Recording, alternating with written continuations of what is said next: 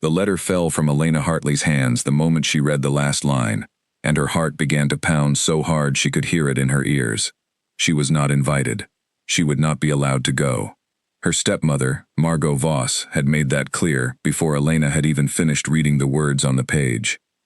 "You will stay home," Margot said, her voice sharp as a blade. "This ball is not for girls like you." Elena stood frozen in the drawing room, the fire crackling behind her, and stared at the woman who had controlled every corner of her life since her father had grown too weak and too tired to argue with anyone. The invitation had come from the estate of the Duke of Ashcombe, a man whose name alone made people lower their voices. He was said to be cold, unreachable, and unmoved by anything that happened around him. Some called him heartless. Others said he had simply seen too much loss to care about anything anymore. No one truly knew him, because no one had ever gotten close enough to try.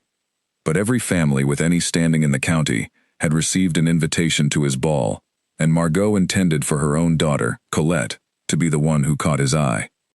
"Colette will wear the blue silk," Margot announced, already turning away from Elena as if she had ceased to exist in the room. "She will need new gloves, and perhaps new shoes as well, if the Duke is to notice her properly." Elena said nothing. She had learned, over the years, that arguing with Margot only made things worse. Her father, Edmund Hartley, sat quietly in his chair near the window, his eyes fixed on nothing in particular, offering no defense of his own daughter. He had once been a strong and attentive father, but grief and illness had worn him down until he barely spoke unless spoken to. Elena did not blame him for his silence. She simply wished, more than anything, that someone in this house would look at her the way people used to look at her mother. Her mother, Rosalind Hartley, had died 6 years ago, and with her had gone every ounce of warmth that once filled this house.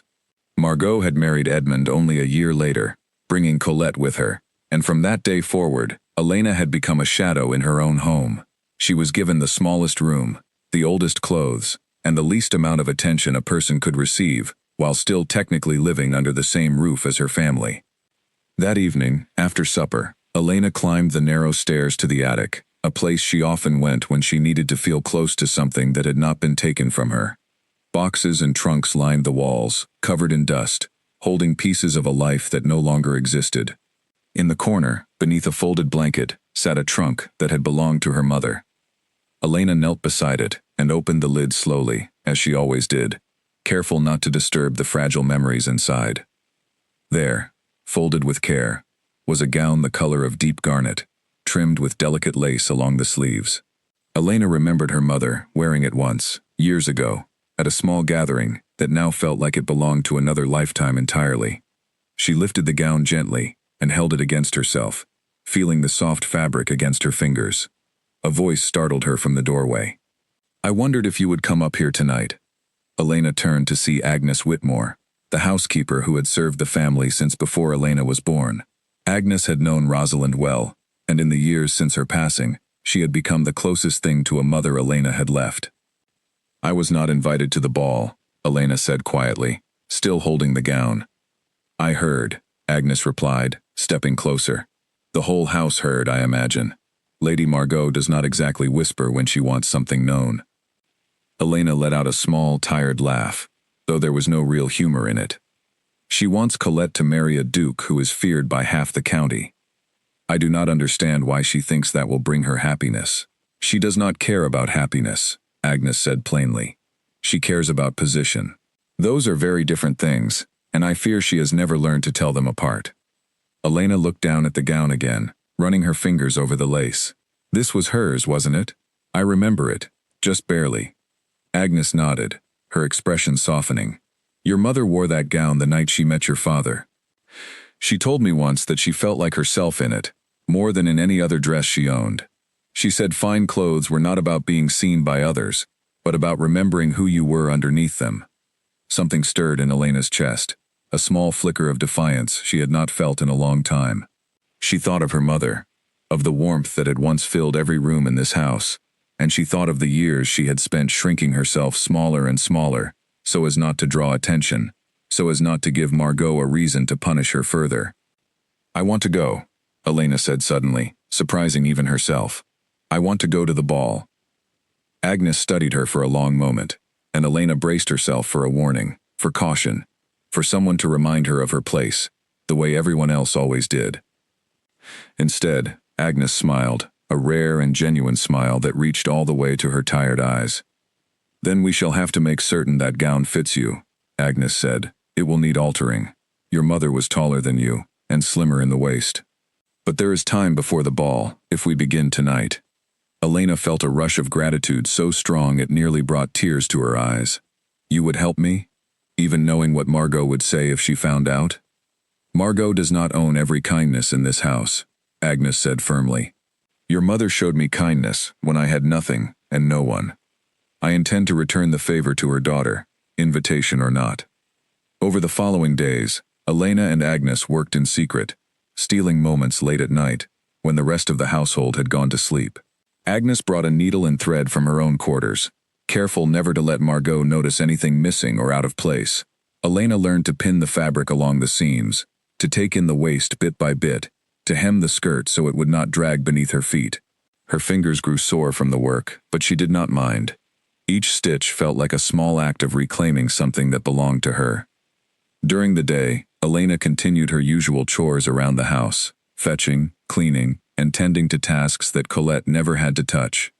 Colette, for her part, spent her days trying on new gowns that had been ordered specially for the ball, admiring herself in the looking-glass, and speaking endlessly about the Duke of Ashcombe, as though she had already secured his hand.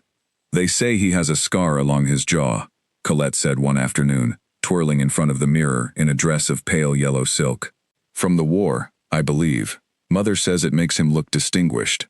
"Mother says a great many things," Elena replied, not looking up from the linens she was folding. Colette turned sharply, her eyes narrowing. "You are only jealous because you were not invited. It must be terrible, knowing you will never attend a ball like this one, never dance, never be noticed by anyone important." Elena kept her expression calm, though something inside her tightened at the words. She had grown used to Colette's remarks over the years, sharp little comments meant to remind Elena of her place.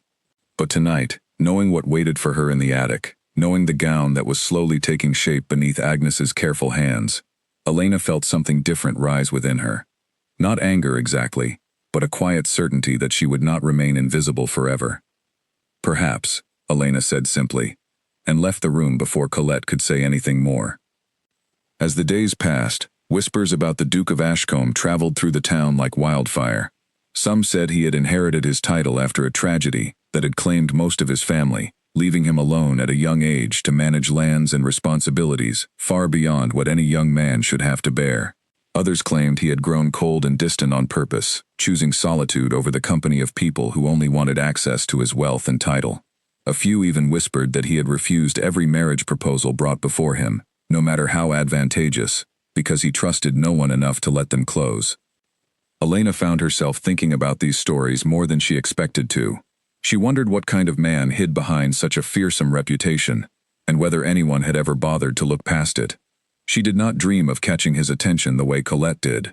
She simply wanted, for one single night, to walk into a room and be seen as herself, not as the forgotten stepdaughter, not as the girl who existed only to serve others.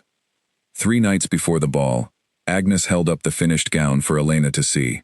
The garnet fabric had been carefully taken in through the waist, the hem adjusted to fall perfectly at Elena's feet, and the lace along the sleeves brushed gently against her wrists when she slipped her arms inside. Standing before the small, cracked mirror in her room, Elena barely recognized herself. For the first time in years, she looked like someone who belonged somewhere, rather than someone trying not to be noticed.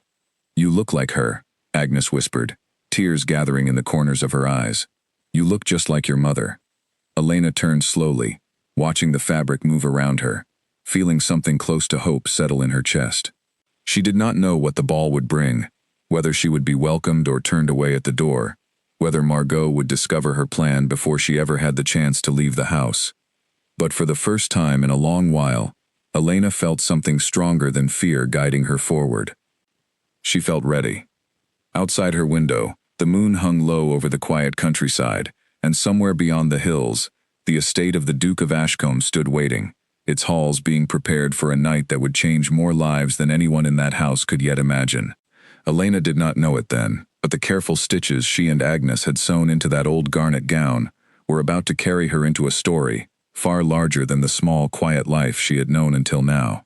She folded the gown carefully and hung it behind her door, hidden beneath an old cloak, and lay awake long into the night, her mind racing with equal measures of fear and excitement. Whatever waited for her at that ball, she intended to face it as herself, fully and completely, for the first time in 6 long years. The night of the ball arrived faster than Elena expected, and with it came a tangle of nerves she had not fully prepared herself for. All afternoon, the house buzzed with activity. Servants moved carriages into position, Colette shrieked over a missing hairpin, and Margot barked orders at everyone within earshot, determined that nothing would stand between her daughter and the Duke's attention. Elena kept to the shadows of the house, slipping between rooms unnoticed, waiting for the moment when the carriage carrying Margot, Colette, and her father would finally roll away down the long gravel drive. She had told no one of her plan except Agnes, and even Agnes had warned her, gently but firmly, of the risk she was taking. If Lady Margot discovers you there, Agnes had said earlier that day, she will not simply be angry, she will make you pay for it, long after the ball has ended. I know, Elena had answered, but I would rather face her anger having lived one true night for myself, than spend the rest of my life wondering what it might have felt like. Now, standing at her window and watching the carriage disappear over the hill, Elena felt the weight of that decision settle fully upon her. There was no turning back now. She hurried to her room, her heart hammering with anticipation, and began preparing herself for the night ahead. Agnes helped her dress, fastening the small buttons along the back of the garnet gown, arranging Elena's hair with pins borrowed from a drawer that had once belonged to Rosalind. When Elena finally turned to face the mirror, she barely recognized the young woman staring back at her. Her chestnut hair had been swept into soft curls, framing a face that, for once, did not look tired or worn down by endless chores. The garnet gown fit her perfectly now, hugging her waist before flowing gently to the floor, the lace at her wrists catching the candlelight whenever she moved her hands. "You look beautiful," Agnes said softly, adjusting one final curl near Elena's temple. "Your mother would be proud to see you tonight." Elena felt a lump rise in her throat, but she forced herself to smile. "Thank you, Agnes, for everything. I do not know how I will ever repay this kindness." "You already have," Agnes said, "simply by letting an old woman feel useful again." A borrowed cart, arranged quietly through a nephew of Agnes's who worked in town, waited near the back gate to carry Elena to the Duke's estate. The ride was long and bumpy, the countryside rolling past in shades of deep blue and silver under the moonlight, and Elena spent much of it trying to steady her breathing, trying to imagine what the evening might hold. She thought of the invitation Margot had received, the one meant only for Colette, and wondered whether she would even be allowed through the front doors of the estate without her name appearing on any guest list. She had no proof of invitation, no letter to present, nothing but her mother's gown, and a fragile hope that courage alone might be enough to see her through the night. When the cart finally rolled to a stop at the edge of a long, torchlit drive, Elena's breath caught in her throat. Ahead of her stood the estate of the Duke of Ashcombe, larger and grander than anything she had ever seen in person. Stone towers rose against the night sky, their windows glowing warmly with candlelight, and the faint sound of music drifted out into the cool evening air. Carriages lined the drive, releasing guests dressed in silks and jewels that sparkled beneath the torches. Elena stepped down from the cart, smoothing the fabric of her gown with trembling hands. For a moment, she considered turning back, climbing into the cart, and returning home, before anyone noticed she had ever left. But then she remembered her mother's words, spoken through Agnes days earlier, about remembering who she was underneath the fine clothes. She lifted her chin, gathered her courage, and began walking toward the entrance. A footman stood near the doors, checking names against a list held carefully in his gloved hands. Elena's stomach twisted as she approached, uncertain what she would say if questioned, but before she reached him, a young woman nearby, dressed in soft green silk, caught Elena's eye and offered a friendly smile. "You must be attending alone as well," the woman said kindly. "I am Beatrice Langley. My family arrived earlier, but I was delayed. Shall we go in together? These footmen are far less likely to trouble two ladies than one alone." Elena, grateful beyond words for the unexpected kindness, nodded and fell into step beside Beatrice. The footman glanced briefly at them both, distracted by a larger group arriving just behind, and waved them through without asking for names at all. Elena let out a breath she had not realized she was holding as they stepped past the threshold and into the grand entrance hall of the estate.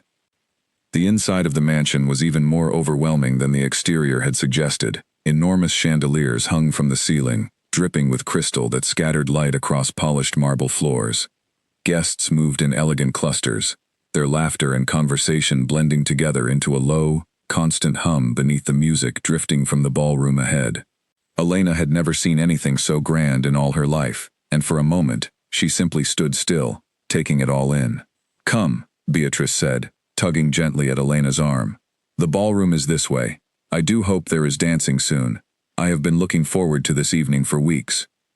Elena followed Beatrice through wide double doors into the ballroom itself, and the sight that greeted her nearly stole the breath from her lungs. The room stretched impossibly long, its walls lined with tall windows draped in deep blue velvet, its ceiling painted with scenes of clouds and golden light.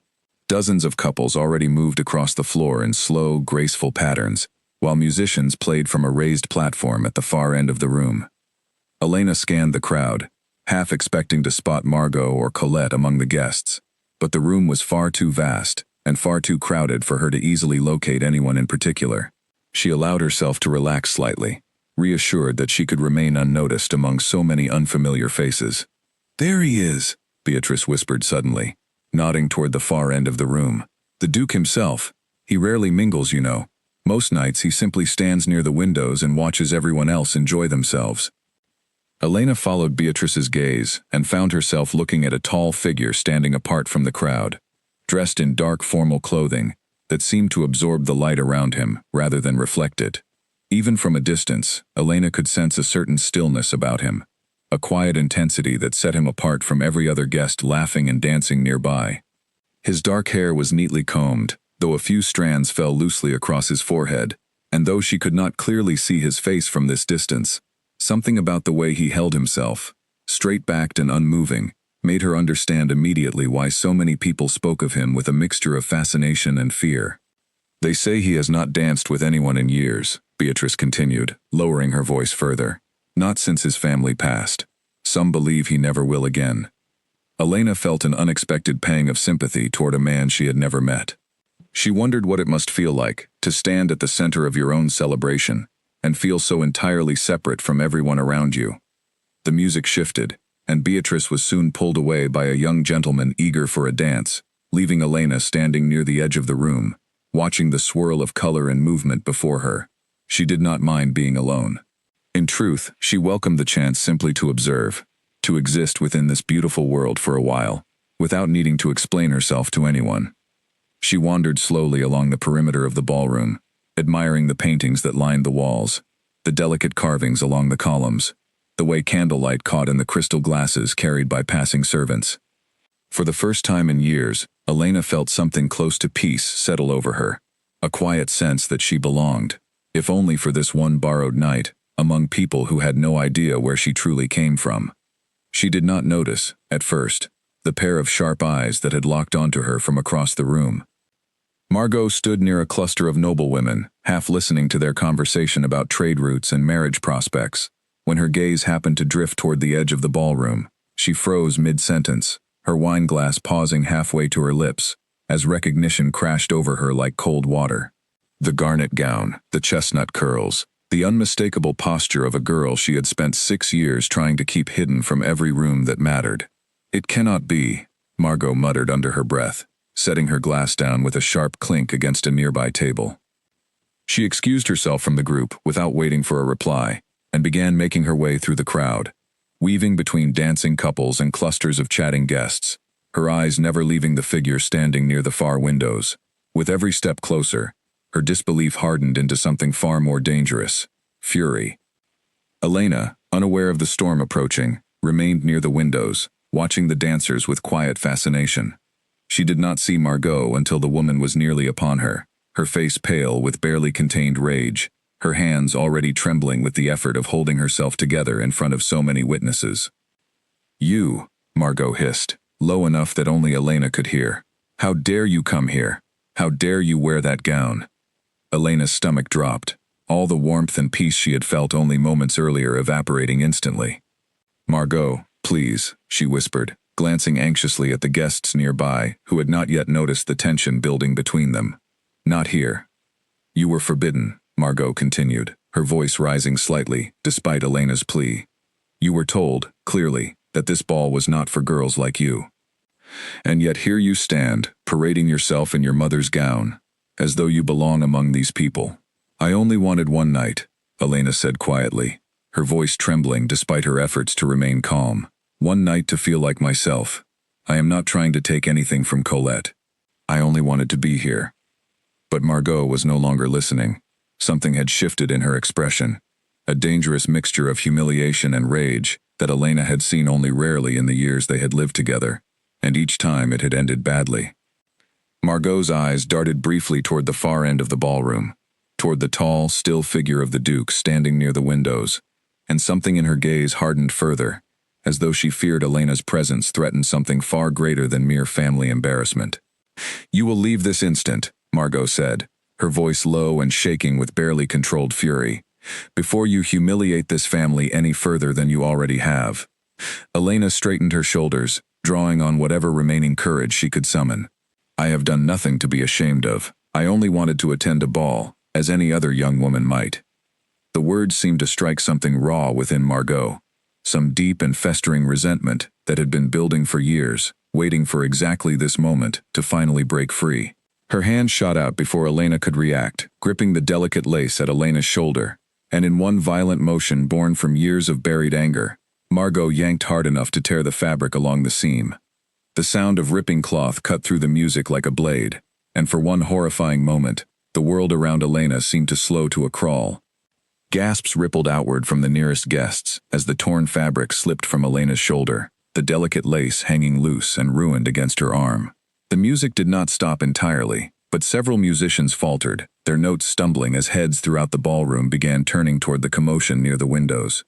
Elena's hands flew instinctively to gather the torn edge of her gown, her face burning with a shame so intense it felt like fire spreading beneath her skin. For 6 years, Elena had endured quiet cruelty within the walls of her own home, small humiliations delivered in private where no one else could witness them. But this was different. This was public, undeniable, and utterly humiliating, in front of dozens of strangers who had, only moments earlier, seen her as simply another guest, enjoying the evening. "You see," Margot said loudly now, her voice carrying deliberately across the nearby guests, "what happens when someone forgets their place? This girl was never invited here. She stole that gown and slipped in uninvited, hoping to embarrass this family in front of everyone who matters." Whispers spread rapidly through the crowd, guests turning to one another with wide eyes and hushed voices, some craning their necks for a better view of the unfolding scene. Elena felt every eye in the room pressing down upon her, felt the heat of humiliation rising higher with each passing second. She wanted nothing more than to disappear entirely, to sink through the polished marble floor, and vanish from a night that had, until moments ago, felt like the closest thing to freedom she had known in years. She took a step backward, clutching the torn fabric against her shoulder, searching desperately for any path through the crowd that might lead her toward the exit, before the humiliation grew any worse. But the guests had gathered too closely now, forming an unintentional wall of curious faces that blocked her retreat in every direction she turned. "Please," Elena whispered, though she was uncertain whether she was speaking to Margot, to the watching crowd, or simply to whatever unseen force might grant her mercy in this moment. "Please. I only wanted to attend for one evening. I meant no harm to anyone." Margot's expression remained cold and unmoved, satisfaction flickering briefly behind her eyes, as she watched Elena's humiliation unfold exactly as she had, in some small and vicious corner of her heart, always hoped it might. But then, from somewhere near the far end of the ballroom, a new sound cut through the murmuring crowd. Footsteps, deliberate and unhurried, moving with a quiet authority that seemed to part the guests before they even realized they were stepping aside. Conversations died away in a slow wave, rippling outward from the source of those footsteps, until the ballroom had fallen almost entirely silent, except for the last faltering notes of the orchestra. Elena, still clutching her torn gown, lifted her eyes and found herself looking directly at the Duke of Ashcombe, now standing only a few feet away, his expression unreadable, his dark eyes fixed steadily upon her. Up close, he was even more striking than he had appeared from across the room. A faint scar traced along his jaw, just as Colette had described, though it did nothing to diminish the sharp, composed lines of his face. His eyes, a deep and steady gray, held none of the coldness Elena had expected from a man so widely feared. Instead, they carried something closer to quiet concern, an intensity that made Elena feel, for one strange and unsettling moment, as though he could see straight past her torn gown and directly into the shame burning beneath her skin. Without a single word, the Duke reached up and unfastened the clasp of his own dark coat, sliding it smoothly from his shoulders. Every eye in the ballroom watched in stunned silence as he stepped forward and draped the heavy fabric gently around Elena's shoulders, covering the torn gown completely, shielding her from the hundreds of curious stares still fixed upon her. The warmth of the coat settled over her like an unexpected shield, and for a moment, Elena forgot entirely how to breathe. "There," the Duke said quietly, his voice low and steady, carrying just far enough for those nearest to hear. "Now no one need concern themselves further with the state of your gown." Margot's mouth opened, then closed again, her earlier confidence faltering visibly beneath the weight of the Duke's calm, unwavering attention. "Your Grace," she stammered, "this girl is not who she claims. She was never invited to this evening. She has embarrassed herself and this family by arriving uninvited, wearing a stolen gown." The Duke turned his gaze slowly toward Margot, and though his expression remained perfectly composed, something in his eyes sharpened, cool and unyielding. "I extended an open invitation to every family in this county," he said evenly. "If this young woman arrived beneath your household's name, then she was, by every measure, invited to this ball tonight. But your Grace," Margot pressed, though her voice had lost much of its earlier certainty, "surely you understand that some behavior cannot simply be overlooked." "I understand," the Duke said, his voice growing quieter, though no less firm, "that I witnessed a grown woman tear the clothing from a young lady's shoulders in the middle of a crowded ballroom. Whatever grievance exists between the two of you, I fail to see how such an act reflects poorly on anyone other than the one who committed it." A ripple of quiet murmurs spread through the surrounding guests, and Elena watched as several nearby noblewomen exchanged pointed glances, their earlier judgment of her now shifting rapidly toward the woman who had caused the scene in the first place. Margot's face flushed a deep, humiliated red, and for the first time in longer than Elena could remember, she watched her stepmother struggle to find any words at all. "I believe," the Duke continued, turning his attention back to Elena, "that this young lady has had quite enough excitement for one evening. Perhaps a quieter room would serve her better." Elena, still stunned into near silence by everything unfolding around her, managed only a small nod. The Duke extended his arm toward her, not touching her, simply offering the gesture as an invitation rather than a command, and Elena, after only a moment's hesitation, accepted it. Together, they moved through the parting crowd, guests stepping aside respectfully as they passed, whispers following in their wake, though none dared speak loudly enough to be overheard by the Duke himself. Elena kept her eyes forward, the borrowed coat still wrapped snugly around her shoulders, its warmth and faint scent of cedar and leather offering an unexpected comfort amid the chaos of the evening. Behind them, Margot remained standing near the windows, her face pale with humiliation, her earlier plans for the evening now lying in ruins around her, though she had not yet fully grasped just how far-reaching the consequences of this single moment would prove to be. As they left the ballroom behind, moving down a quieter corridor lined with tall portraits and flickering candlelight, Elena finally found her voice again. "Your Grace, you did not need to intervene on my behalf. I am grateful, truly, but I fear you have only made an enemy of my stepmother by doing so." The Duke glanced sideways at her, the faintest hint of something almost like amusement flickering behind his composed expression. "I have made enemies of far more powerful women than your stepmother," he said. "I find I sleep quite soundly regardless." Despite everything, despite the humiliation still burning faintly beneath her skin, and the uncertainty of what awaited her once she returned home, Elena felt the corner of her mouth lift into a small, involuntary smile. "Still," she said softly, "thank you, for the coat, and for not allowing the entire room to see me disgraced." The Duke was quiet for a moment, his gaze drifting briefly toward the tall windows lining the corridor. beyond which the moon hung low and silver over the darkened gardens outside.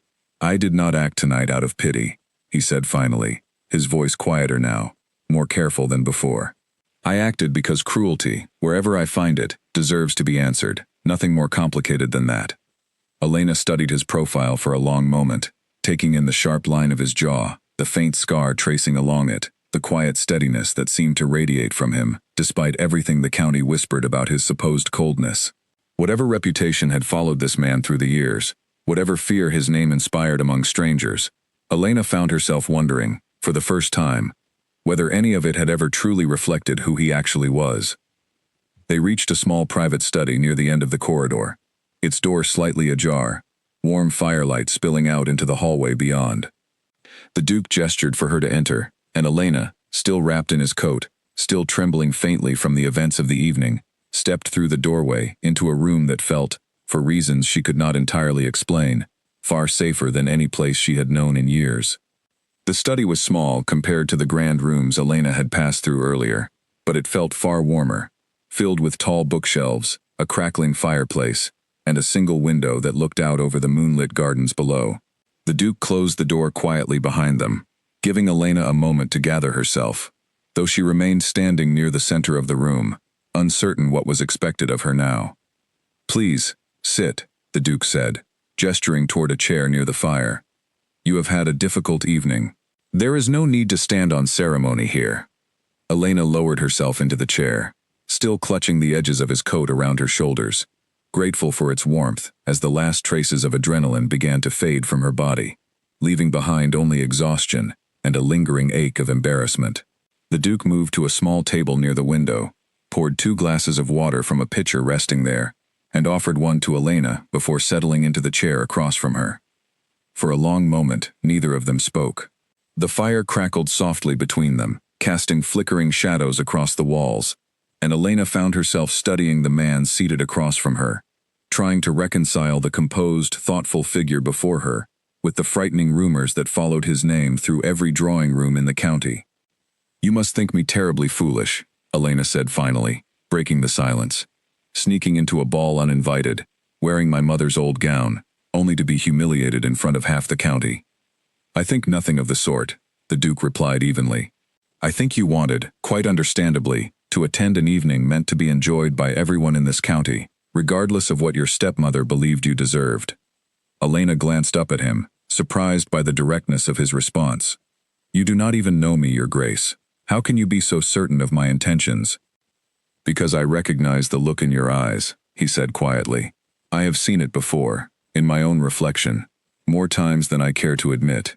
It is the look of someone who has spent far too long being told they do not belong, and who has finally decided, for one evening at least, to stop believing it." Something in his words struck Elena deeply, settling into her chest with a warmth that had nothing to do with the fire crackling nearby. She studied him more closely now, noticing the way his shoulders carried a tension that seemed permanently settled there, the way his eyes, though steady and calm, held a depth of quiet sadness beneath their surface. "May I ask you something, Your Grace?" she said carefully. "You may. Why do people fear you so greatly? I have heard whispers about you since I was a girl, stories of coldness, of cruelty even. Yet tonight, you showed me nothing but kindness." The Duke was quiet for a long moment, his gaze drifting toward the fire, as though searching for the right words among the flickering flames. "My family," he said finally, his voice quieter than before, "was lost to illness when I was young. My father, my mother, and later, my younger brother as well.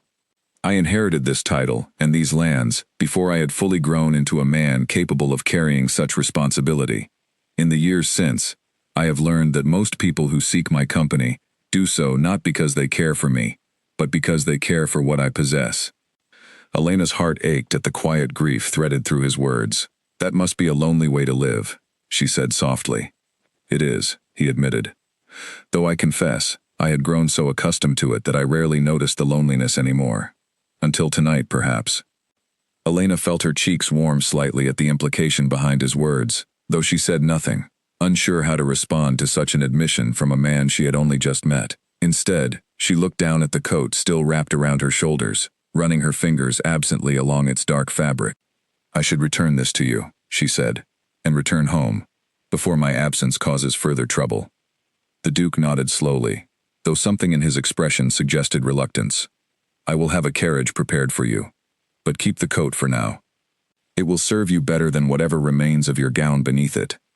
Elena managed a small, grateful smile. "Thank you, Your Grace, for everything tonight." "Alden," he said suddenly. Elena blinked, uncertain she had heard him correctly. "Your Grace?" "My name," he clarified, a faint and unfamiliar warmth softening the corners of his mouth. "Alden Corbin. I find I would rather you use it than continue addressing me by a title that feels, more often than not, like a weight I carry, rather than a name I claim." "Alden," Elena repeated softly, testing the sound of it. "Then you should know my name as well. I am Elena Hartley." "Elena," he said, and something in the way he spoke her name made her chest tighten with an emotion she could not quite name. "I hope, Elena Hartley, that this will not be the last time our paths cross."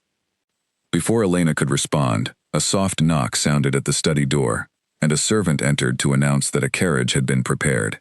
Elena rose from her chair, still wrapped in Alden's coat, and allowed herself one final glance around the warm, firelit study, before following the servant back through the quiet corridors of the estate. Alden walked beside her in silence until they reached the entrance hall, where the sounds of music and laughter still drifted faintly from the ballroom beyond. At the door, he paused, turning to face her fully.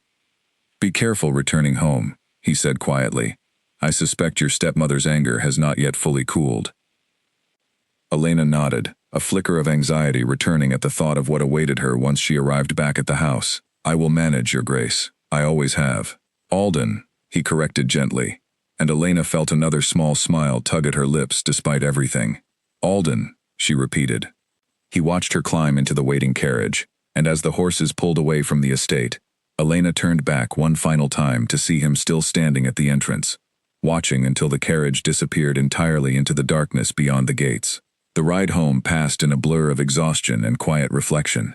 Elena leaned her head against the carriage window, watching the moonlit countryside slip past, replaying every moment of the evening in her mind. The humiliation of the torn gown still lingered somewhere beneath her thoughts, but it had been softened, somehow, by everything that followed. She thought of Alden's steady gray eyes, the warmth of his coat still wrapped around her shoulders, the quiet grief hidden behind his composed exterior, and found herself wondering, despite every warning her mind offered, whether this single evening might mark the beginning of something far larger than she had ever dared to imagine. By the time the carriage reached the edge of her family's modest estate, the house stood dark, except for a single candle burning in an upstairs window. Elena slipped quietly through the servant's entrance, grateful to find Agnes waiting anxiously near the kitchen, her face etched with worry. "Thank heavens," Agnes breathed, rushing forward the moment Elena appeared. "I feared the worst when the hour grew so late. What happened?" "Your gown. It is a long story," Elena said softly, allowing Agnes to guide her toward the stairs. "But I promise to tell you everything, once I have had a moment to gather my thoughts." They had barely reached the base of the staircase when the front door burst open, and Margot stormed inside, her face still flushed with the humiliation of the evening, Colette trailing behind her with wide, uncertain eyes. The moment Margot spotted Elena standing near the stairs, still wrapped in the Duke's dark coat, her expression twisted into something far colder than anger. "You," Margot said, her voice low and trembling with barely restrained fury. "You have ruined everything. Do you understand what you have done tonight?" "I attended a ball," Elena said quietly, though she felt her courage wavering slightly beneath the weight of Margot's glare. "Nothing more." "You humiliated this family, in front of the entire county," Margot snapped. "And worse, you have somehow managed to draw the attention of the one man whose favor I intended for Colette. Do you have any idea what you have cost us tonight?" "I did not seek his attention," Elena replied honestly. "He simply chose to intervene when you tore my gown in front of dozens of witnesses." Margot's face flushed a deeper shade of red at the reminder, her hands clenching into tight fists at her sides. "You will remove that coat immediately," she hissed. "And you will not speak of tonight's events to anyone, do you understand me? Not to the servants, not to your father, not to anyone in this town." Elena felt Agnes's hand tighten protectively around her arm, but she did not look away from Margot's furious gaze. "I will not lie about what happened tonight," she said steadily. "If people wish to know the truth, I will tell them plainly." For a long, tense moment, Margot said nothing, her chest rising and falling rapidly, with barely contained rage. Then, without another word, she turned sharply and stormed up the staircase, Colette hurrying quietly after her, casting one final, uncertain glance back toward Elena before disappearing from view entirely. Agnes let out a slow breath once they were gone, turning to face Elena with a mixture of relief and concern. "Come," she said gently. "Let us get you out of that torn gown and into something warm. You can tell me everything once you have rested." Elena nodded, suddenly aware of how deeply exhausted she felt, both from the events of the evening and from the confrontation that had just unfolded. As Agnes led her toward the stairs, Elena glanced down once more at the dark coat still wrapped around her shoulders, its faint scent of cedar lingering comfortingly against her skin, and felt, despite everything, a small flicker of hope settling quietly within her chest. Whatever storm awaited her in the days to come, whatever consequences Margot intended to unleash upon her for tonight's events, Elena found herself unable to fully regret a single moment of the evening. For the first time in 6 long years, she had walked into a room and been truly seen, not as a forgotten stepdaughter, but as herself.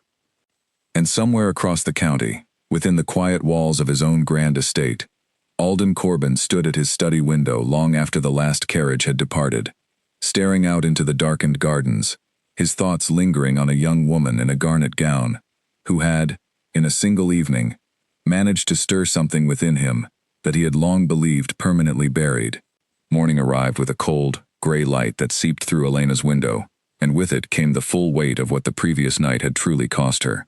She woke to find her bedroom door locked from the outside, a small detail she discovered only when she tried to leave for her usual morning chores, and found the handle would not turn no matter how firmly she pushed against it. She knocked softly, then more urgently, calling out for anyone who might hear her. After several long minutes, footsteps approached, and the door swung open to reveal Margot standing in the hallway, her expression composed now, though no less cold than it had been the night before. "You will remain in this room until I decide otherwise," Margot said flatly. "Meals will be brought to you. You are not to leave, and you are certainly not to speak with anyone outside this house." "You cannot keep me locked away forever," Elena said, though her voice trembled slightly despite her attempt at composure. "I can keep you here for as long as it takes this entire county to forget your little performance last night," Margot replied. "The Duke's attention will fade quickly enough once he realizes you have nothing to offer beyond a torn gown and a sad little story. Men like him grow bored easily." Elena wanted to argue, wanted to remind Margot that Alden had shown her nothing but kindness, had spoken to her with a gentleness that had nothing to do with pity or passing curiosity, but she held her tongue, sensing that any further defiance would only worsen her situation. Margot closed the door firmly, and Elena heard the distinct click of the lock turning once again. Days passed in this manner, Elena confined to her small room, while Agnes, the only person permitted to bring her meals, slipped in whatever comfort she could manage, alongside the simple food. A kind word, a gentle touch on the shoulder, occasional news of the outside world gathered from other servants who dared to whisper it. "The whole town speaks of nothing else," Agnes told her quietly one afternoon, setting down a tray of bread and soup. "The way the Duke covered you with his own coat, right there in front of everyone.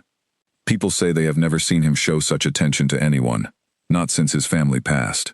Elena felt a small, cautious flicker of hope stir within her chest, though she quickly pushed it aside. "It matters little now," she said.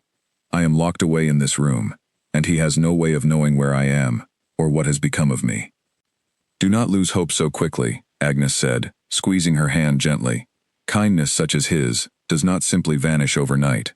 Elena wanted desperately to believe her, but as the days stretched into a week, and then longer, her hope began to dim beneath the weight of her isolation. She spent her hours staring out the small window of her room, watching the changing light move across the distant hills, wondering whether the events of that single magical evening had already begun to fade from memory, both her own and Alden's. Meanwhile, across the county, Alden Corbin found himself unable to shake the memory of the young woman in the garnet gown from his thoughts. He had inquired discreetly among his household staff, learning what little information could be gathered about the Hartley family and their circumstances. though details remained frustratingly scarce. He learned only that Elena Hartley was the daughter of Edmund Hartley and stepdaughter to Margot Voss, a woman known throughout the county for her sharp tongue and relentless social ambitions. He considered, more than once, sending a formal letter of inquiry to the Hartley household, but something held him back each time, an old caution born from years of guarding himself against those who might seek to use his attention for their own advancement.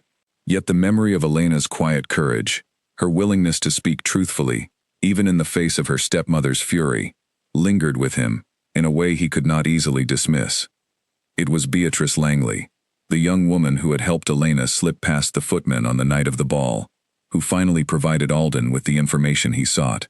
Having heard whispers throughout the following weeks about the mysterious young woman in the garnet gown, and recognizing Elena from their brief encounter that evening, Beatrice approached the Duke directly during a small gathering hosted by a mutual acquaintance.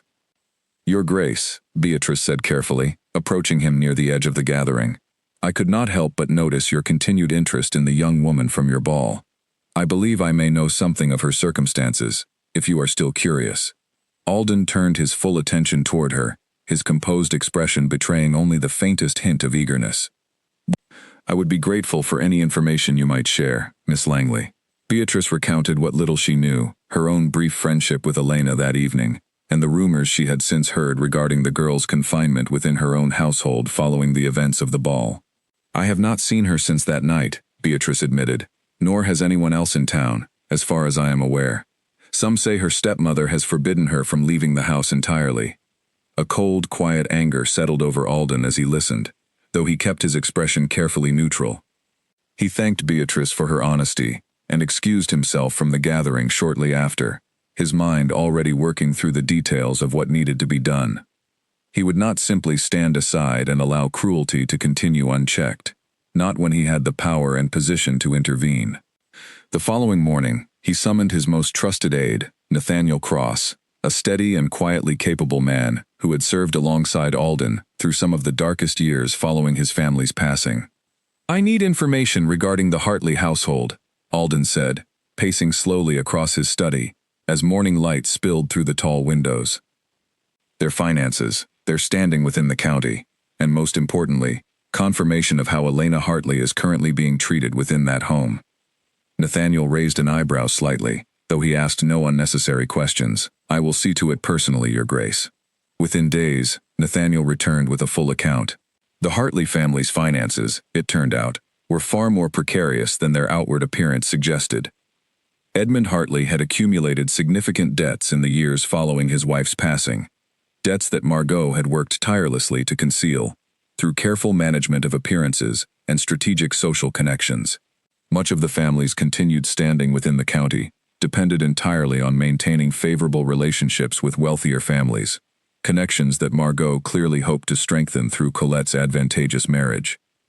"It seems," Nathaniel explained, laying out the details before Alden's desk, "that Lady Margot has kept much of this hidden, even from her own husband in recent years. Mr. Hartley's health has declined considerably, and he appears to have little say in the household's daily management anymore." Alden absorbed this information carefully, a plan already beginning to take shape within his mind. And Elena herself? What of her situation specifically? "Confined to her room, according to the servants I spoke with," Nathaniel confirmed. "Allowed out only for the most basic necessities, and only under close supervision. It seems Lady Margot fears further embarrassment should Elena's whereabouts become widely known." A muscle tightened along Alden's jaw at the confirmation of what he had already suspected. "Then we shall have to ensure her whereabouts become impossible to ignore," he said quietly. 3 weeks after the ball, on a bright and unusually warm afternoon, the sound of carriage wheels crunching along the gravel drive reached Elena's window. She had grown accustomed to the quiet monotony of her confinement, her days measured only by the changing light and the brief, comforting visits from Agnes. She rose from her seat near the window, curious despite herself, and peered down at the drive below. A grand carriage, black and gold, bearing a crest she immediately recognized from the estate she had visited weeks earlier, had come to a stop before the house. Her heart began to race as she watched a familiar figure step down from the carriage, dressed in formal dark clothing, his posture as composed and commanding as she remembered from that unforgettable night. Alden had come to her house. Elena rushed to the door, though she quickly remembered it remained locked from the outside. She pressed her ear against the wood, straining to hear whatever conversation might be unfolding downstairs, her pulse pounding with a mixture of hope and anxiety she had not felt in weeks. Below, in the drawing room, Margot had received the Duke with all the false warmth she could muster, clearly caught off guard by his unannounced arrival, but unwilling to show anything other than gracious hospitality in front of such an important guest. "Your Grace," Margot said, curtsying deeply. "What an unexpected honor. Had we known of your intention to visit, we would have prepared a proper welcome." "I did not come for formalities, Lady Margot," Alden said, his voice calm, but carrying an unmistakable edge of authority. "I have come to inquire after the well-being of Elena Hartley." Margot's smile faltered slightly, though she recovered quickly. "Elena is resting, Your Grace. She has been unwell these past weeks. Nothing serious, simply a passing illness that requires quiet and rest." "I see," Alden said, his gray eyes studying her carefully. "How unfortunate that her illness began so precisely on the night of my ball. I do hope she recovers soon, given that I intend to remain here until I have spoken with her personally." Colette, seated nearby, exchanged a nervous glance with her mother, sensing the tension building rapidly within the room. Margot's composure cracked further, her fingers twisting anxiously in her lap.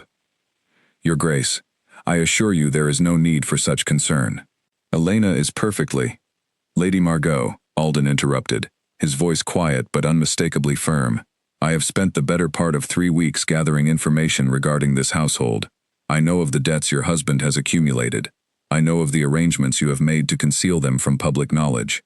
And I know that Elena Hartley has been confined to her room since the night of my ball, allowed no visitors, and no freedom beyond these walls." The color drained entirely from Margot's face, her earlier composure shattering completely beneath the weight of Alden's calm, unwavering revelation. "Your Grace, I do not know what you have been told, but I would like to see her now," Alden said, rising from his seat. "Or I shall be forced to conclude that whatever illness you claim afflicts her is far more serious than a passing fever." Margot hesitated, clearly torn between the impossible choice of defying a duke directly or revealing the full extent of her cruelty toward her stepdaughter. Finally, recognizing she had no viable path forward that did not involve significant humiliation, she rose stiffly and gestured toward the staircase. "This way, Your Grace," she said, her voice tight with barely controlled anger. Upstairs, Elena had continued listening at her door, catching fragments of the conversation below, her heart pounding harder with every passing moment.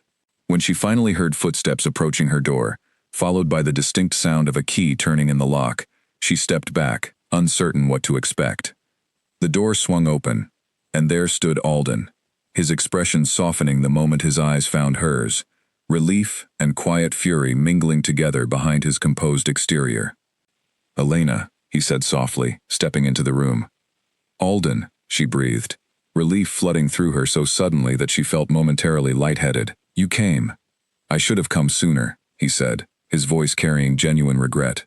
"I did not realize the extent of what you were enduring here. Had I known sooner, I would not have waited so long." Behind him, Margot hovered near the doorway, her expression a mixture of humiliation and barely restrained panic. "Your Grace, I can explain the circumstances fully, if given the chance." Alden turned to face her, his earlier warmth toward Elena replaced instantly by a cold, measured authority that made even Margot take an involuntary step backward. "There is nothing to explain, Lady Margot, that I have not already discovered through my own inquiries. You have kept a young woman locked away against her will, punished her for the crime of attending a ball to which she was rightfully invited, and concealed your family's true financial circumstances behind a fragile facade of respectability." "Your Grace, please," Margot said, her voice trembling now. "Consider the position this places my family in, should such information become widely known." "I have considered it thoroughly," Alden replied, "and I find myself entirely unmoved by concern for a position you built upon the mistreatment of your own stepdaughter." Elena watched this exchange with a strange mixture of vindication and unease, unsure whether to feel relief at finally seeing Margot's cruelty exposed so plainly, or discomfort at witnessing her stepmother so thoroughly humbled before her very eyes. "Elena," Alden said, turning back toward her, his voice softening once again, "I would like you to come with me, if you are willing. You need not remain in this house a moment longer than you wish to." Elena hesitated, glancing briefly toward Margot, who stood frozen near the doorway, her earlier fury now replaced by something closer to genuine fear. "Where would I go?" Elena asked quietly. "My estate has more rooms than I could ever hope to fill," Alden said. "You would be welcomed there as an honored guest, free to remain for as long as you wish, with no expectation placed upon you beyond your own comfort and safety." Elena felt the weight of the decision settle heavily upon her shoulders. Leaving her father's house meant leaving behind whatever fragile connection remained with her ailing father, meant stepping fully into an uncertain future, guided only by the kindness of a man she had known for mere hours before this moment. Yet remaining meant returning to a life of quiet suffering, beneath Margot's continued control. A life she had already tasted freedom beyond, and could not easily unsee. "I would like that," Elena said finally, her voice steady, despite the trembling uncertainty in her chest. "Thank you, Alden." Margot opened her mouth as though to protest, but something in Alden's expression silenced whatever objection she might have raised. Instead, she simply stepped aside, allowing Elena to gather what few belongings she wished to bring, her earlier dominance over the household crumbling further with every passing moment. As Elena moved past her stepmother toward the door, garnet gown carefully folded within a small bag alongside a handful of other modest possessions, she paused briefly, meeting Margot's eyes one final time. "I forgive you," Elena said quietly, surprising even herself with the words. "Not because you deserve it, but because I no longer wish to carry the weight of resenting you. I hope, someday, you find whatever peace you have been searching for all these years, though I suspect it was never truly here to find." Margot said nothing, her expression unreadable, and Elena turned and walked out of the room that had confined her for weeks, down the stairs, and out into the bright afternoon sunlight, where Alden's carriage waited to carry her toward an entirely new chapter of her life. Life at Alden's estate unfolded slowly for Elena, each day bringing small, unfamiliar comforts that she had almost forgotten a person could experience. She was given a spacious room overlooking the gardens, filled with warm afternoon light, and furnished with a gentleness that suggested careful thought rather than mere obligation. A young maid named Prudence attended to her needs, though Elena found herself uncomfortable at first with the idea of being cared for so completely, after years of caring for others without complaint. "You need not thank me every time I bring your meals, miss," Prudence said one morning, laughing softly at Elena's repeated expressions of gratitude. "It is simply my duty, and I am glad to perform it." "I am not accustomed to kindness offered so freely," Elena admitted. "Forgive me if it takes time to grow used to it." Alden, for his part, remained careful and respectful in his interactions with her, never pressing her for more than she was willing to offer, allowing her the space and time she needed to recover fully from the weight of her recent ordeal. They took to walking together through the estate's expansive gardens each afternoon, their conversations ranging from simple observations about the changing seasons to deeper reflections on the losses and hardships that had shaped both their lives. "My mother used to grow roses," Elena told him one afternoon, pausing beside a particularly vibrant cluster of blooms near the garden's central fountain. "Nothing so grand as this, of course, but she took great pride in the small garden behind our house. After she passed, no one tended it any longer, and eventually, it withered away entirely." "Perhaps we might plant something similar here," Alden suggested, a small corner of the garden, dedicated entirely to her memory. Elena turned to him, touched deeply by the simple thoughtfulness of the gesture. "You would do that? For a woman you never even knew?" "I would do it for you," Alden said quietly, "so that some part of her memory might continue growing, rather than fading away entirely." Elena felt tears gather unexpectedly in her eyes, and she blinked them back quickly, though Alden noticed regardless, his expression softening with quiet understanding, rather than concern. "You have lost so much as well," Elena said softly, thinking of the family he had described that night in his study. "Did you continue to show such kindness toward others? I do not understand how you have not grown bitter after everything you have endured." "I nearly did," Alden admitted, his gaze drifting toward the distant hills beyond the garden walls. For several years after my family passed, I withdrew almost entirely from society, trusting no one, allowing myself to believe that solitude was safer than the risk of further loss. It was, in many ways, easier to be feared than to be known. What changed? Elena asked. Alden turned to look at her fully, his gray eyes carrying an intensity that made Elena's breath catch slightly in her chest. You did, he said simply. The moment I saw you standing in that ballroom, humiliated and afraid, yet still holding yourself with such quiet dignity, I remembered something I had nearly forgotten entirely, that kindness, however small, still matters, that reaching toward another person, even at the risk of being hurt again, remains worth the effort. Elena said nothing for a long moment, overwhelmed by the sincerity behind his words.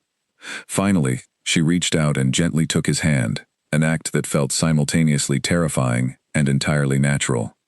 Then I am glad, she said softly, that my humiliation led to something worth remembering, after all.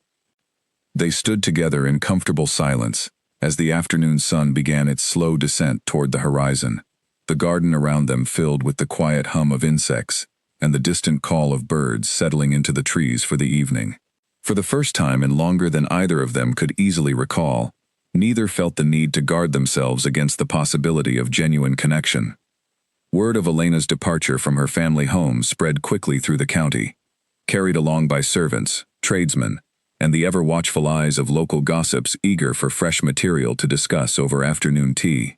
The story of the Duke's dramatic intervention at his own ball had already captured the county's imagination, but news of his subsequent visit to the Hartley household and Elena's departure under his protection only added further fuel to the growing fascination surrounding their unlikely connection.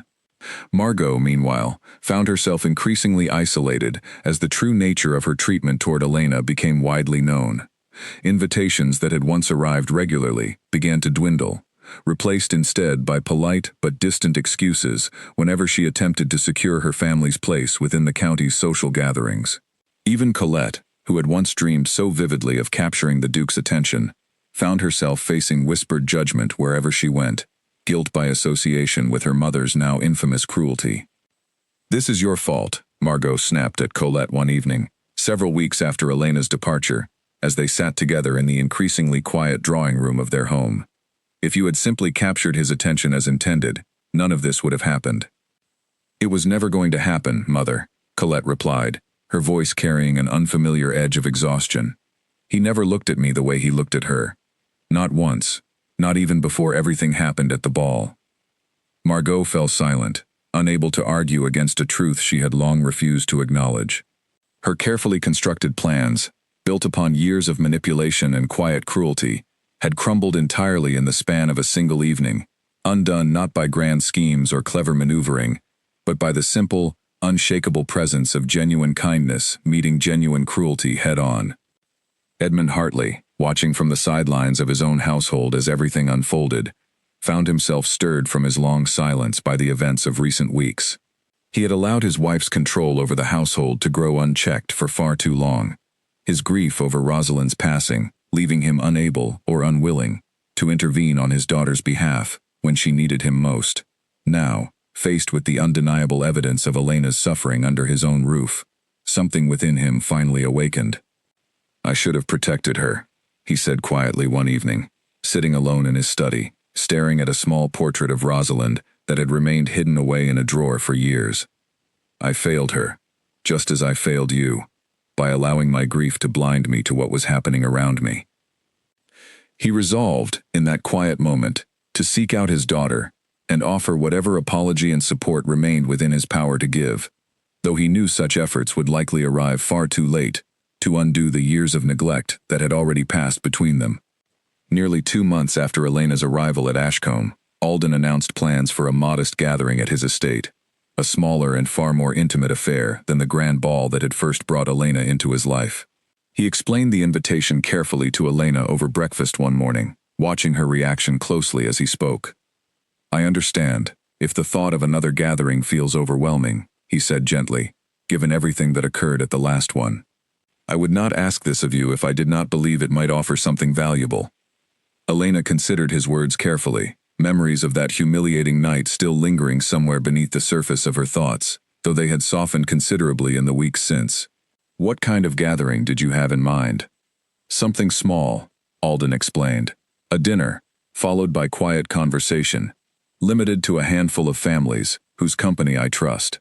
I thought it might offer you the chance to reclaim, in some small way, an evening that was taken from you so unfairly." Elena felt a flicker of nervous anticipation stir within her, though beneath it ran a steadier current of courage that had grown considerably since her arrival at Ashcombe. "I would like that," she said finally, "though I confess, I have no gown suitable for such an occasion beyond the one I brought with me." "That," Alden said, a faint smile touching the corners of his mouth, "has already been arranged." Later that same day, a dressmaker arrived at the estate, accompanied by bolts of fine fabric in deep, rich colors that Elena had never before had the opportunity to consider for herself. She chose a gown of soft sapphire blue, simple in design but elegant in its cut, a stark contrast to the borrowed finery she had worn to the ball months earlier. On the evening of the gathering, Elena stood before her mirror, studying her reflection with a sense of quiet wonder. The sapphire gown fit her perfectly, chosen and made specifically for her, rather than altered from someone else's discarded life. For the first time, she felt as though she were stepping into an evening, not as a borrowed version of her mother, but fully and completely as herself. The gathering unfolded smoothly, filled with warm conversation and genuine laughter that felt worlds apart from the tense, judgmental atmosphere of the ball months earlier. Elena found herself seated beside Beatrice Langley, whose earlier kindness had never been forgotten, and the two women quickly fell into easy, comfortable conversation, as though their brief friendship that fateful night had never truly ended. "You seem different," Beatrice observed at one point during the evening, studying Elena with genuine curiosity. "Happier, I think, though I cannot quite place why." "I suppose I finally feel as though I belong somewhere," Elena admitted, "for the first time in longer than I can remember." Across the room, Alden watched the exchange with quiet satisfaction, a warmth settling in his chest that he had not allowed himself to feel in years. Nathaniel Cross, standing nearby, noticed the direction of his employer's gaze and allowed himself a small, knowing smile. "You seem happier as well, Your Grace," Nathaniel observed quietly. "If I may say so." "You may," Alden replied, his eyes never leaving Elena across the room. "I find I have quite a lot to be happy about these days." Later that evening, as the gathering began winding down and guests slowly departed into the cool night air, a late arrival caused a brief stir near the entrance hall. Lord Percival Grant, a wealthy and somewhat arrogant nobleman known throughout the county for his persistent pursuit of advantageous marriages, arrived unannounced, having heard rumors of Elena's presence at Ashcombe, and hoping, it seemed, to secure her attention for himself before the Duke's interest solidified into something more permanent. "Miss Hartley," Percival said smoothly, approaching Elena with practiced confidence, "I had heard whispers of your remarkable story, though I confess, the reality exceeds even the most flattering rumors. Might I request the honor of your company for a private conversation?" Elena, caught somewhat off guard by his sudden appearance, glanced briefly toward Alden before responding carefully. "I appreciate your interest, Lord Grant, but I find I have little need for private conversations this evening." Percival's confident smile faltered slightly, though he pressed forward regardless. "Surely you understand the advantages a match between our families might offer. My estate rivals even the Duke's in both size and income, and I assure you, I would treat you with far greater attention than a man so notoriously withdrawn from society." Alden, having overheard the exchange from across the room, approached with measured steps, his expression carefully composed, despite the sharp edge of protectiveness stirring beneath his calm exterior. "Lord Grant," he said evenly, "I believe Miss Hartley has already made her preference clear." Percival turned toward Alden, his earlier confidence wavering slightly beneath the Duke's steady gaze. "Your Grace, I meant no offense. I simply wish to offer the lady every consideration available to her." "Consideration," Alden replied, "is best offered through respect for a person's expressed wishes, rather than persistent pursuit despite them." Percival, recognizing the futility of continuing his pursuit in the face of such clear opposition, offered a stiff bow and excused himself from the gathering shortly after, his earlier ambitions thoroughly dashed by the quiet strength of both Elena's refusal and Alden's steady support. Once the last of the guests had departed, Elena and Alden found themselves alone in the quiet entrance hall, the warm glow of candlelight flickering softly around them. "Thank you," Elena said, "for trusting me to handle that myself, rather than simply dismissing him on my behalf." "You have never needed anyone to speak for you," Alden replied. "I simply wished to ensure he understood. The matter was settled." Elena studied him for a long moment, something warm and certain settling within her chest as she considered the man standing before her. A man who had shown her nothing but patience, respect, and genuine care since the very first moment they had met. "Alden," she said softly, "I believe I have grown to care for you a great deal these past months." "As I have grown to care for you," Alden replied, his voice carrying a quiet vulnerability she had rarely heard from him before. "More deeply than I believed myself capable of feeling again, after everything I had lost." The space between them seemed to shrink slightly, though neither moved to close the distance entirely, both aware of the significance of the moment unfolding between them. "What happens now?" Elena asked softly. "Now," Alden said, a genuine smile finally breaking fully across his composed features. "I suppose we simply continue forward, together, and see what future we might build for ourselves." Autumn settled gently over the county in the weeks that followed, painting the estate's gardens in warm shades of amber and gold. Elena had grown so thoroughly at home within the walls of Ashcombe that she sometimes found it difficult to remember the anxious, uncertain young woman who had first arrived there, wrapped in a borrowed coat and carrying little beyond a torn gown and a fragile hope for something better. One crisp morning, Alden requested that Elena join him for a walk through the section of the garden they had begun cultivating together, in memory of Rosalind Hartley. Rows of newly planted rose bushes lined a small, carefully tended path, their branches still young, but promising future blooms come spring. "I received word from your father recently," Alden said, as they walked slowly along the path. "He has requested permission to visit, if you are willing to receive him." Elena felt a complicated tangle of emotions rise within her at the mention of her father, memories of his quiet withdrawal during the years of her suffering mixing uneasily with older, more tender memories of the man he had been before grief had hollowed him out so completely. "I do not know if I am ready to face him," she admitted. "You need not decide immediately," Alden said gently, "though I will say, from what my inquiries have revealed, it seems your father has begun taking steps to separate himself from Lady Margot's influence entirely. Whether from genuine remorse or simple self-preservation, I cannot say for certain, but the change appears significant." Elena considered this news carefully, weighing the possibility of reconciliation against the very real pain that still lingered from years of neglect. Finally, she nodded slowly. "I will see him," she said, "not for his sake alone, but because I believe I owe it to myself to hear whatever he has to say, and to decide for myself whether forgiveness feels possible." The following week, Edmund Hartley arrived at Ashcombe, looking older and more fragile than Elena remembered, though something in his eyes carried a clarity that had been absent for years. He waited nervously in the estate's formal drawing room, rising quickly to his feet the moment Elena entered. "Elena," he said, his voice trembling slightly, "thank you for agreeing to see me. I would not have blamed you for refusing." "I considered it," Elena admitted honestly, taking a seat across from him. "But I found I wanted to understand, at last, why you allowed so much to happen, without ever once standing in my defense."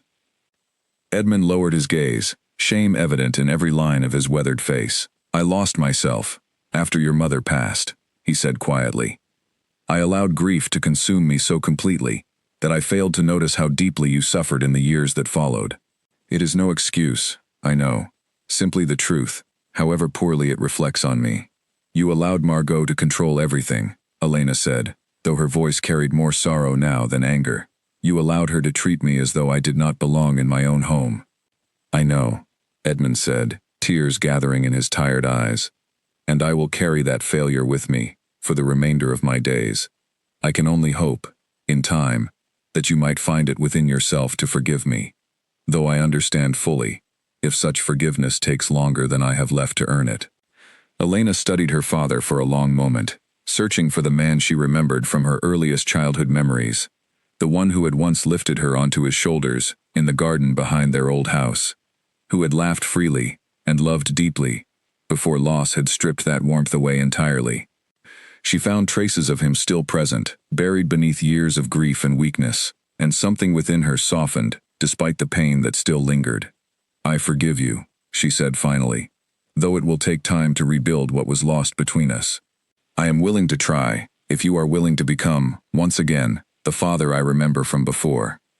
Edmund nodded, overwhelmed with gratitude he could barely put into words, and for the first time in years, father and daughter began the slow, careful process of mending a bond that had been neglected for far too long. News of Edmund's separation from Margot's influence spread quickly through the county, adding further fuel to the already substantial gossip surrounding the Hartley family's dramatic unraveling. Margot, stripped gradually of both her social standing and her husband's continued support, found herself increasingly isolated, her earlier schemes for advancement having produced nothing beyond public humiliation and private ruin.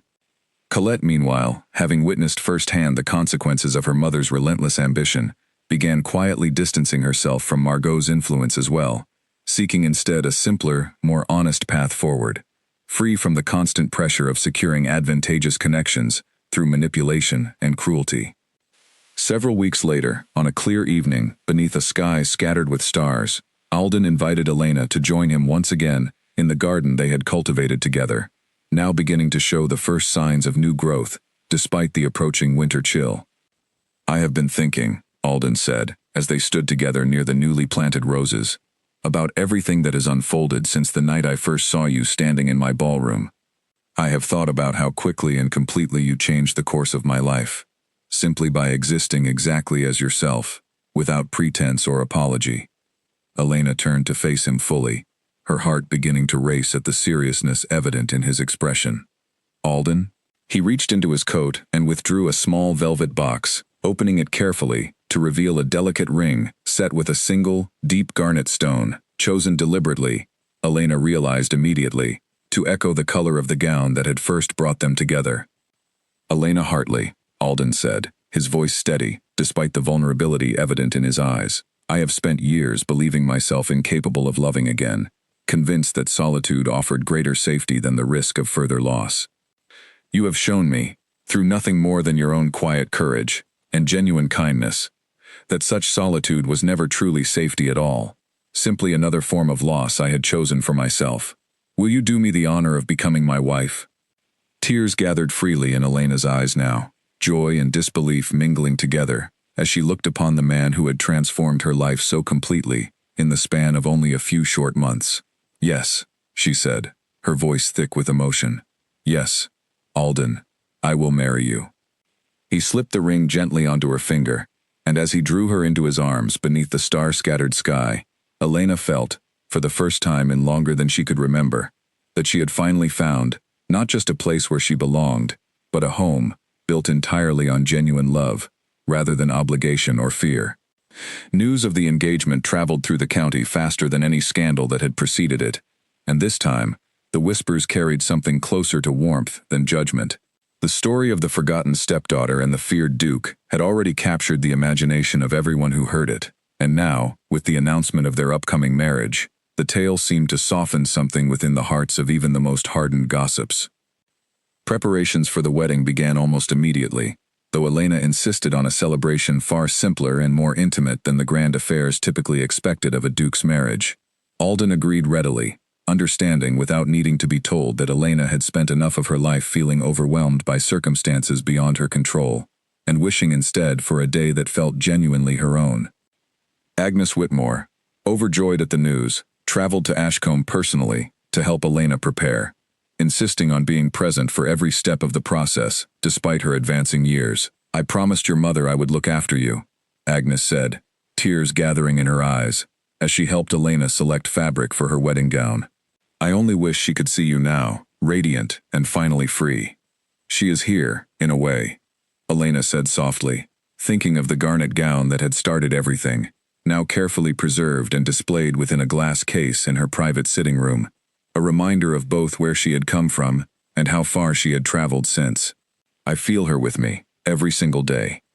The wedding gown itself was crafted from soft ivory silk, elegant in its simplicity, embroidered along the hem with delicate roses that echoed the garden Elena and Alden had cultivated together in Rosalind's memory.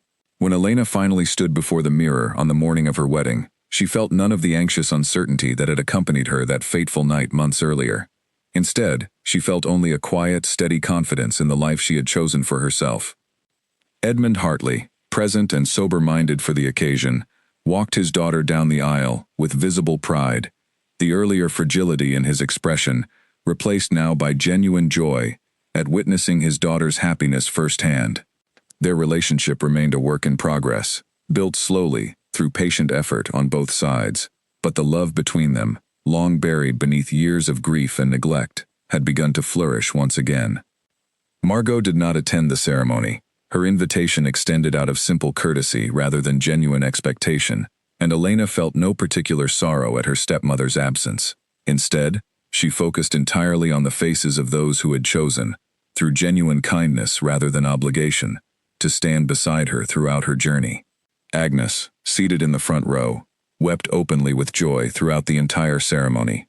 Beatrice Langley, now a close and trusted friend, served as one of Elena's attendants, beaming with happiness for the woman she had befriended so unexpectedly on the night that changed everything. Colette, in a surprising turn, sent a brief but heartfelt letter congratulating Elena on her upcoming marriage, expressing a quiet hope that they might someday rebuild whatever fractured relationship remained between them, free from their mother's toxic influence.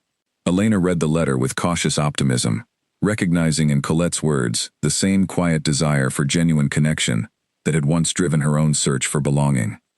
The ceremony itself unfolded beneath a canopy of autumn leaves in the very garden where Alden had proposed, surrounded by close friends and the quiet beauty of nature they had cultivated together over the preceding months. As Elena walked toward Alden, her father's arm steady beneath her own, she felt the weight of everything she had endured settle gently into place, transformed from painful memory into the foundation of the life she now stood ready to build. Alden watched her approach with an expression of open, unguarded joy that few in the county had ever witnessed from the man once known for his cold, distant reputation.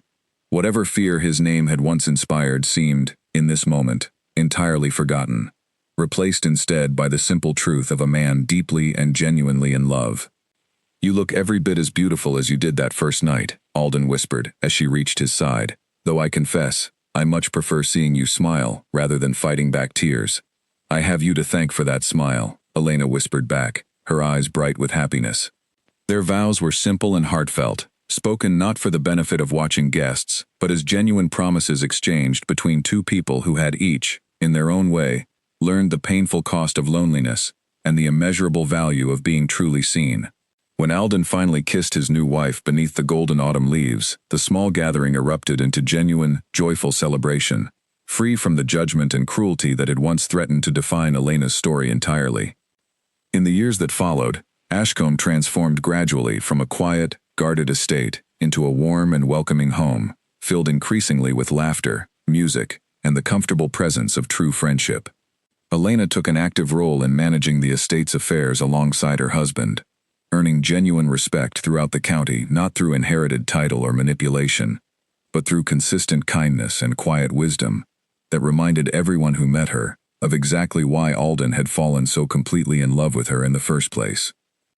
Agnes remained a beloved presence within their household until her final years, treated always as cherished family rather than mere staff, her loyalty and kindness finally repaid many times over. Edmund visited regularly, his relationship with his daughter growing steadily stronger with each passing season, the wounds of past neglect slowly healing through patient, consistent effort on both sides. Margot, having lost both her social standing and her husband's continued support, eventually retreated from public life entirely, her earlier ambitions having cost her far more than she ever gained through years of careful manipulation. Colette, freed at last from her mother's relentless influence, found her own quiet path forward, eventually reconciling with Elena through slow, careful steps that neither rushed nor forced the healing of old wounds. The garnet gown remained displayed within Ashcombe's halls for years afterward, a quiet testament to the night everything had changed, not through grand gestures or elaborate schemes, but through the simple, powerful act of one person choosing kindness in the face of cruelty. Visitors to the estate would often pause before the glass case, listening with rapt attention as the story was retold, growing gently into legend with each passing year. A tale of a forgotten young woman and a feared duke who had found, together, everything the world had once told them they could never possess. And in the quiet moments between the busy demands of managing their estate and their growing family, Elena and Alden often returned to the garden they had built together, in memory of Rosalind Hartley, now flourishing fully with roses that bloomed brilliantly each spring. A living reminder that even the deepest losses could, with patience and genuine love, give rise to something beautiful and entirely new. Their story, whispered first through scandal and humiliation, had transformed slowly into something far more enduring, a quiet testament to the truth that courage, however small it might first appear, has the power to reshape an entire life, one honest moment at a time.